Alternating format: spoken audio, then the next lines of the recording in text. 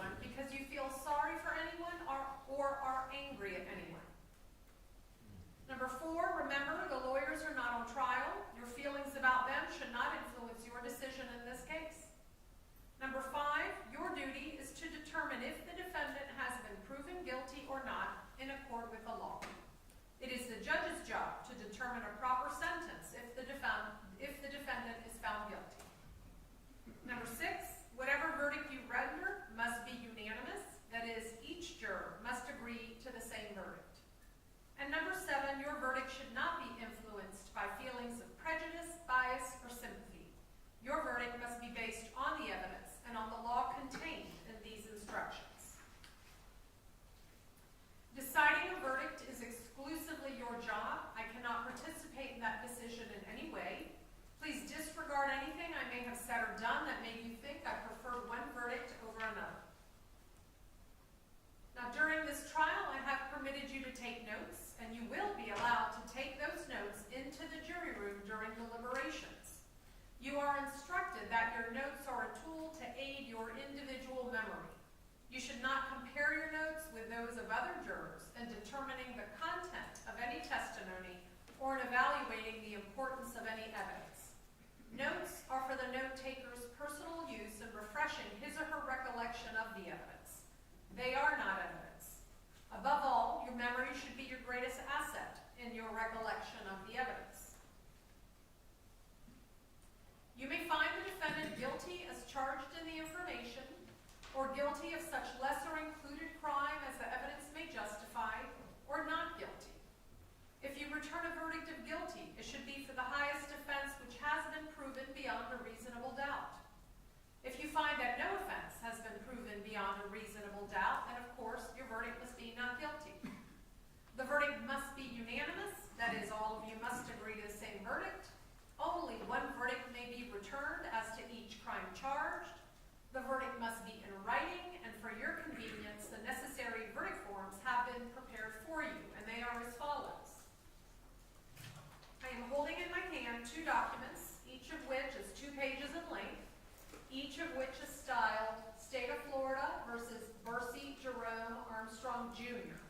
One verdict is titled Verdict Count 1, and that is as to Tasheka Young. And the other one is titled Verdict Count 2, which is as to the unborn child of Tasheka Young. But the verdict options and the findings are identical on each. And they are as follows. If you will move the screen to the verdict form so they can see it. All right. Your first verdict option reads as follows. We, the jury, find the defendant guilty of murder in the 2nd degree as charged in the information. So if that is your unanimous verdict, you would mark that line with an X or a check, and then you have to make one of the following 4 sub-findings that are underneath it. And those sub-findings are as follows. We find the defendant discharged a firearm causing death or great bodily harm during the commission of the offense, or we find the defendant actually possessed and discharged a firearm during the commission of the offense, or we find the defendant actually possessed a firearm during the commission of the offense, or we find the defendant did not actually possess a firearm during the commission of the offense. So you would select one, assuming it's your unanimous vote, and mark the appropriate line with an X or a check. The second verdict option you have reads, we, the jury, find the defendant guilty of manslaughter, a lesser included offense. And if that is your unanimous verdict, you mark that line with an X or a check. And there are 2 sub-findings underneath that verdict option. And you would select one and mark the appropriate line with an X or a check, and they read as follows. We find the defendant carried, displayed, or used a firearm during the commission of the offense, or we find the defendant did not carry, display, or use a firearm during the commission of the offense. And then your third verdict option reads, we, the jury, find the defendant not guilty. And if that is your unanimous verdict, you would mark that line with an X or a check. So say we all, done at Jacksonville, Duval County, Florida, and there's a line for the 4-person to sign and date the verdict form. And again, the verdict on count 2 is identical with those options. A separate crime is charged in each count of the information, and although they have been tried together, each crime and the evidence applicable to it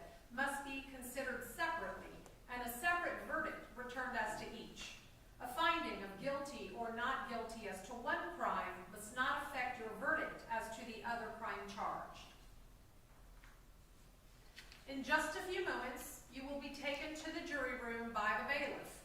The first thing you should do is choose a foreperson who will preside over the deliberations. The foreperson should see to it that your discussions are carried on in an organized way and that everyone has a fair chance to be heard. It is also the foreperson's job to sign and date the verdict form when all of you have agreed on a verdict, and to bring that verdict form back to the courtroom when you return. During deliberations, jurors must communicate about the case only with one another and only when all jurors are present in the jury room. You are not to communicate with any person outside the jury about this case. Until you have reached a verdict, you must not talk about this case in person or through the telephone, writing, or electronic communication, such as a blog, Twitter, email, text message, or any other means. Do not contact anyone to assist you during deliberations. These communications rules apply until I discharge you at the end of the case. If you become aware of any violation of these instructions or any other instruction I have given in this case, you must tell me by giving a note to the bailiff. If you need to communicate with me, you can send a note through the bailiff signed by the foreperson. If you have voted, do not disclose the actual vote in the note. If you have questions, I will talk with the attorneys before I answer, so it may take some time. You may continue your deliberations while you wait for my answer. I will answer any questions, if I can, in writing or orally here in open court. Now, during the trial, items were received into evidence as exhibits, and you may examine whatever exhibits you think will help you in your deliberations. These exhibits will be sent into the jury room with you when you begin to deliberate.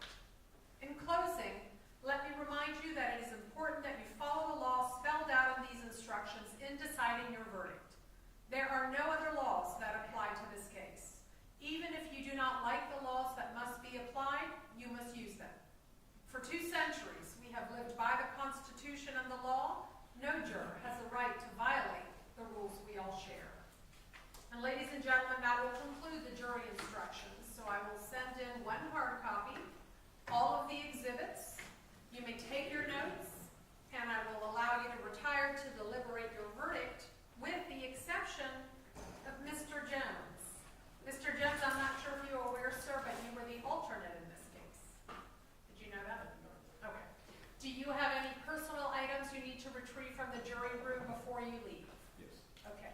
Then if I could have you go expeditiously with the bailiff to go retrieve those and then come back out here, I have some final instructions for you.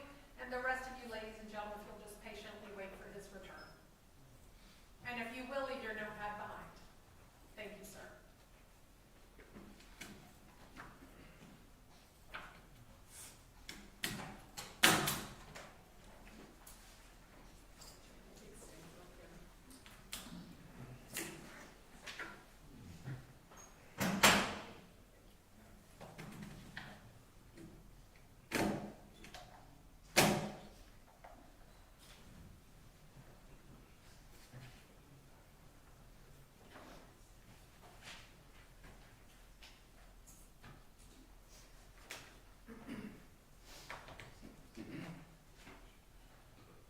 While we wait on Mr. Jones, let me say this. As you've probably seen in the jury room, there's a giant smart screen, and that is for your use to view evidence, if there's any evidence on the form of discs. If you have any technology problems or issues, if it's not working, if you all will ring the buzzer and call out to us, and we will get IT here to assist if that should become an issue.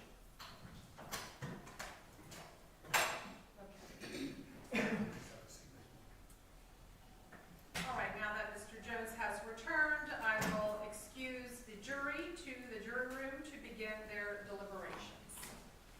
All right.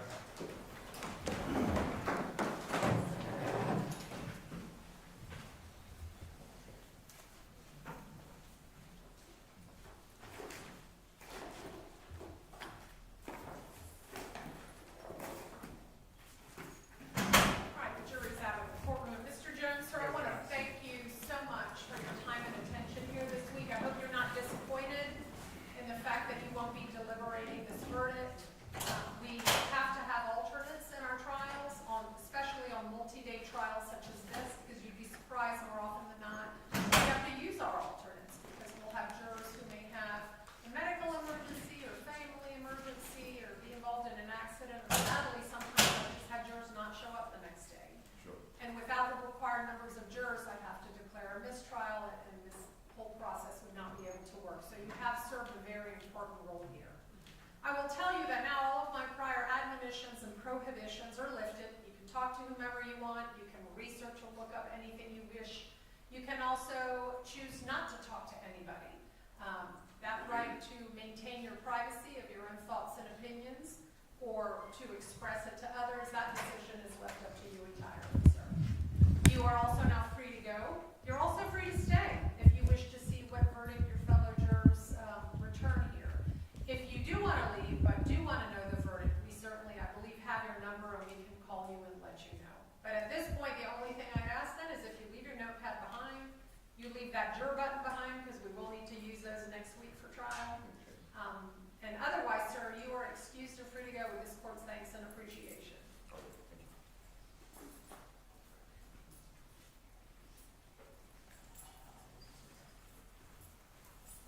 All right, any exceptions or objections to the jury instruction? Nothing. Anything we need to address before we recess? All right, please be sure to leave your cell numbers with Madam Clerk so that if the jury has a question or a verdict, we can find you promptly to return back to court. Otherwise, we're in recess until we hear back from the jury.